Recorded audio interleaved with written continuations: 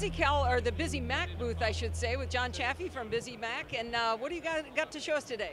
Well, we're showing both BusyCal, a product that we've had for a year or so now, along with BusyToDo, our new to-do list manager for the iPhone. Now, I'm a big fan of BusyCal. I think you said the genesis last year was that since they haven't updated iCal since 1972, it's time to have a more useful version. That's right. So it's the iCal Pro, as we call it, for BusyCal for the desktop. And we actually released a new version, a free update, 1.5, a few months ago of BusyCal, and that was all about compatibility with the new Mobile Me, which Apple just released. It's a new technology they're using for cloud syncing using CalDAV, which is a protocol for syncing calendars. And that's what we've been working on for the last 6 months on BusyCal. Is that why my calendars are actually syncing properly now? Because I didn't actually know. I'm sure I did the update, but I knew it seems to be working well now. Yeah, it works much better. We're very happy with it. And what we're really happy about is since Apple is now using an open protocol called CalDAV for their syncing of calendar data, it means we can write clients for the iPhone that sync with Mobile Me, because we couldn't do that before because it was proprietary. Oh, okay, so that opens it up for us. BusyToDo. So since we developed this technology to sync with CalDAV in BusyCal on the desktop, we took that technology to the iPhone so that we could sync with Mobile Me in the cloud from the iPhone.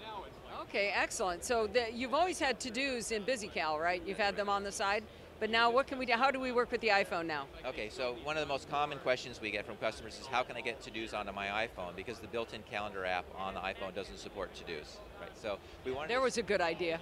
Yeah. So we wanted to solve that piece first, and that's what we're doing with BusyToDo. And you can see it here. I'm running the iPhone simulator. And what this is doing is it's syncing with my Mobile Me account and syncing with BusyCal on my desktop. But you don't have to be using BusyCal on the desktop. You could actually just be using iCal, and it will work with that as well. Oh, okay, that's kind of nice. So you all can. that's required is Mobile Me. So you have to be using the new Mobile Me. So I'll show you how it works. I'm going to create a new to-do on the iPhone, and we'll call it Allison's To-Do. And I'm going to give that a due date of tomorrow. I'm not getting anything done between now and tomorrow. I got news for you, John.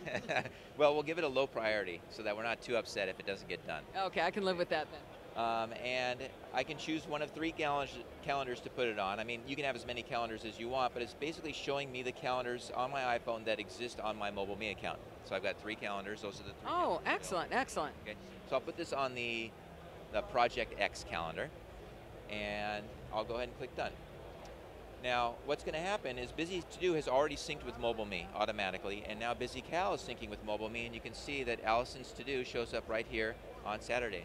That's the wow. created on the iPhone. Okay. That was on the network here. You managed to do it that fast? It went up to the cloud. Yeah, I mean, it went through this network, but it went up to the cloud and it came down. And it's 2 ways. So I'm going to go ahead and I'm going to add some more notes. I'm adding notes in BusyCal, and I'm going to change the priority to high. Telling you, I'm still not doing it. Now it just synced up with Mobile Me. Okay, there it is, right? And now if I do a refresh on the iPhone, Allison's To-Do changes. You can see it now has a high priority, and there's a little note icon attached to it. And I can go down here, I can see those notes that I added in BusyCal.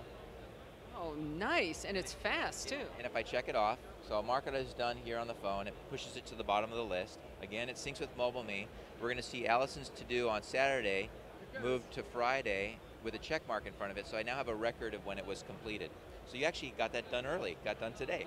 Oh man, I'm feeling more productive already. So that's what this is all about. It's just real simple to-dos that mimic the to-do functionality in iCal and BusyCal and just syncs seamlessly without any manual syncing operations involved. That's fantastic. So how much does to-dos cost? 99 cents for the next few days. Oh, I don't know. It's kind of steep. Now, they may not see this right away, so they might miss the 99 cents. It's normally $5, so it's still very cheap. Oh, yeah, that's a nice price. So I have one confession to make. When I did my BusyCal review, I don't like to say everything nice about a product, so I always have to find something to pick on.